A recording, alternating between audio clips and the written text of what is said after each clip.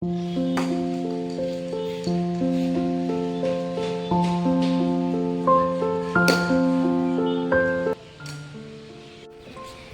এতিয়া আহিছোঁ বশিষ্ঠ মন্দিৰলৈ। বশিষ্ঠ মন্দিৰৰ মধ্যে সৰুতে 6তে অহা, এতিয়া বহুদিনৰ মূৰত আহিছোঁ, মানে বহুদিন অহা নাছিলোঁ কাৰণে দেখাই আছে আপোনাৰ মন্দিৰটো।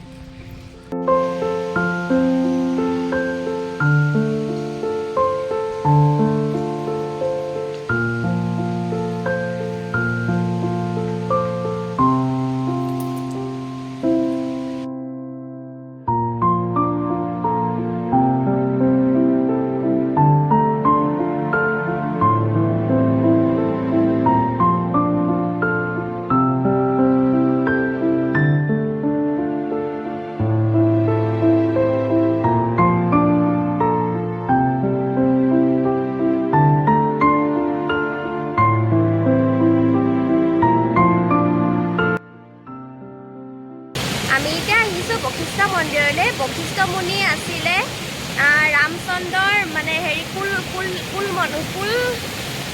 মুনি বুলি কয় যে, কুলমণি। বশিষ্ঠ এইটো একচুৱেলি মানে শিৱ মন্দিৰ হয়, এয়া আচলতে শিৱ মন্দিৰ হয়। আৰু ইয়াত মানে আপোনাৰ বশিষ্ঠ মুনি যেতিয়া আমাৰ আহিছে ইয়ালৈ, তেতিয়া মানে প্ৰথমতে হেৰিলৈ গৈছিলে, কি বুলি কয়, নীলাচল পাহাৰ কামাখ্যা মন্দিৰলৈ গৈছে, কামাখ্যা মাক দৰ্শন কৰিবলৈ। কিন্তু তেওঁ দুপৰীয়া সময়ত আহিছিলে। দুপৰীয়া সময়ত অহাৰ কাৰণে নৰকাসুৰে গেটৰ পৰাই বশিষ্ঠ মুনিক যাবলৈ বাধা দিছিলে। সেইকাৰণে বশিষ্ঠ মুনিয়ে মনত বেয়া পাইছিলে। বেয়া পাই পেলাই কামাখ্যা মাক মানে শাপ দিছিলে যে তোমাৰ মন্দিৰলৈ আহিলে তোমাৰ কাম সম্পূৰ্ণ নহয় যদিহে মোৰ তালৈ নাযায়, এনেকৈ কিবা এটা আছিলে, এইটো পাহৰিলোঁ। তাৰপিছতে বশিষ্ঠ মুনিয়ে তাৰ পৰা কামাখ্যাৰ পৰা আহি পেলাই এইফালে আহিলে, এইটো ইয়াৰ পালেহি, এইখিনি জেগা পালেহি। এইখিনি জেগা তেতিয়া মানে তেওঁ মুনি নহয় জানো, তেওঁ তপস্যা কৰি ভাল পায়। তেওঁ ভাবিলে কি মই ইয়াতে তপস্যা কৰিবলৈ মোৰ ভাল হ'ব। তাৰমানে এইটো মানে জংঘল এৰিয়া আছিলে। তাৰপিছতে সেনেকৈ ভবাৰ কাৰণে কি বুলি কয়, জংঘল এৰিয়া হয়। ইয়াত আগতে গুহা এটা আছে, গুহাটোৰ ভিতৰতে তেওঁ মানে শিৱদেৱক আৰাধনা কৰিছিলে। ঠিক তেতিয়া ইয়াত মানে পানী নাছিলে। পানী নথকাৰ কাৰণে তেওঁ মানে শিৱক আৰাধনা কৰি ক'লে যে পানীৰ কথা ক'লে। এতিয়া শিৱৰ জটাৰ পৰা মানে পানী ওলাইছে। আৰু ইয়াতে 3টা নিজৰা আছে, এটা হৈছে সন্ধ্যা, ললিতা আৰু কান্তা। মানে এয়া গংগাই হয়, মানে মানুহে ইয়াতো মানে সেৱা কৰিব পাৰে। আৰু সন্ধ্যা, ললিতা, কান্তা য'ত মানে মিলন হৈছে মানে সেইটোকে অমৃত কুণ্ড বুলি কয়। আৰু মানুহে ইয়াতো গা ধুব পাৰে। ইয়াত আপোনাৰ চুৱাকৰণ পাতে, চুলি তুলি কটা, এইবিলাক কিবা কিবি নীতি নিয়ম হৈ থাকে। বিয়াও হয় ইয়াতে। আৰু মানুহে ইয়াত পিণ্ডদানো কৰে, অমৃত কুণ্ডত পিণ্ডদানো কৰিবলৈ আহে। এই যে 2টা নিজৰা বহি আছে, এটা হৈছে সন্ধ্যা, ললিতা আৰু আনটো চাইডে এইফালে আছে কান্তা। এয়া হৈছে বশিষ্ঠ মুনি। আগতে এই মন্দিৰ ভাগ গুহা আছিলে, এয়া বশিষ্ঠ মুনি হয়। গুহা আছিলে, কিন্তু ৰাজেশ্বৰ সিংহই এইটো মন্দিৰ কৰি ভালকৈ বনোৱাই দিছিলে। আৰু পিছত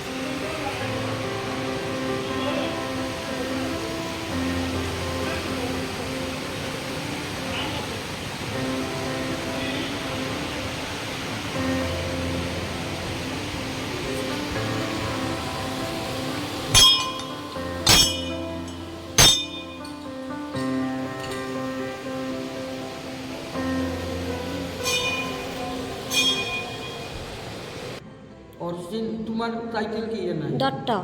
তুমিও নহয় অসমৰ অৰিজিনেল, আমিও নহয়। কনৌজ তাৰ পৰা না। আৰু সেই জাগাত তেওঁ বশিষ্ঠ মুনি সপোন দেখাত এই ৰজাই অনাৰ পিছত মন্দিৰ এটি নিৰ্মাণ কৰাৰ পিছত আমাক পূজাৰী আহিছিল বশিষ্ঠ মুনিৰ লগত। আনি ৰাজাই আমাক মাটি বাৰী মন্দিৰ দান দিছিল। সেই বংশ পিৰি অসমত থাকি অসমীয়া। এতিয়া আপুনি অসমীয়া? আৰু সেইটো অসমত থাকি অসমীয়া। এতিয়া আপুনি কনৌজৰ বংশধৰ? অৰিজিনেল পূৰ্বপুৰুষে এইটো 14 তাৰ যুগৰ কাহিনী। এতিয়া বশিষ্ঠ মুনি কোন আছিলে? ঋষিমুনি। তেওঁ ঋষিমুনি ব্ৰাহ্মণ আছিল। তেওঁ দশৰথৰ গুৰু, ৰামৰ গুৰু, লক্ষ্মণৰ গুৰু, ভৰতৰ গুৰু, চবৰে গুৰু আছিল বশিষ্ঠ। কুল মানে কুল ঋষি, পুৰোহিত। তেওঁ গুৰু আছিল। আৰু তেওঁ এতিয়া সাধনা কৰি লাষ্টত তেওঁ ভগৱান ৰূপে লীন হয়। সেইটো পিছৰ কাহিনী। পিছৰ কাহিনী সেইটো। আগতে এনে অভিশাপ দিছিল কি বশিষ্ঠ মুনি প্ৰথম বীৰভূমৰ পৰা আহি তেওঁ কামাখ্যা মানে নীলাচল পাহাৰ আছিল। কামাখ্যা যেতিয়া মন্দিৰ হোৱা নাছিল, নীলাচল পাহাৰ এটা আছিল আপোনাৰ। তাতেতো সাধনা কৰিব খোজাত এই জগ্ৰা হৈছিল তাতে অঁ হোৱাৰ নৰকাসুৰৰ লগত তাৰপিছতহে কাহিনীটো অঁ এতিয়া যে সন্ধ্যা ললিতা কান্তা সেই শিৱৰ মূৰৰ পৰা ওলাইছে নেকি এইটো হ'ল বশিষ্ঠ মুনি তিনিটা গংগা আনিছিল সাধনা কৰি অঁ সেইটো সাহিত্যিকে ইয়াক বুলি লিখছি কোনোবাই বৈনাক বুলি লিখছি বশিষ্ঠ মুনি তিনি ধাৰা গংগা হিচাপে আনিছিল অঁ 3 সন্ধ্যাৰ কাৰণে অঁ আনি সাধনা কৰিছিল অঁ